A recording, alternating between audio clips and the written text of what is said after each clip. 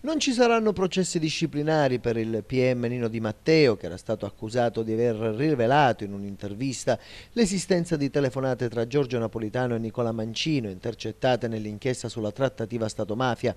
Il Consiglio Superiore della Magistratura ha prosciolto il magistrato in istruttoria accogliendo la richiesta del PG della Cassazione. L'accusa specifica di Matteo e che aveva portato all'avvio di un'azione disciplinare nei suoi confronti era quella di aver violato il diritto alla riservatezza del Capo dello Stato proprio per aver parlato di quelle telefonate in un'intervista a Repubblica, ma gli accertamenti compiuti dalla Procura Generale della Cassazione, che nei mesi trascorsi ha ascoltato diversi testimoni, tra i quali anche alcuni giornalisti, hanno verificato che in realtà la notizia dell'esistenza di queste conversazioni tra il Presidente della Repubblica e l'ex ministro Mancino era già stata pubblicata il giorno prima dell'intervista del PM di Palermo da alcune testate online e dal settimanale Panorama. Di qui la richiesta del PG Gianfranco Ciani alla sezione disciplinare del CSM di non luogo a procedere per Di Matteo.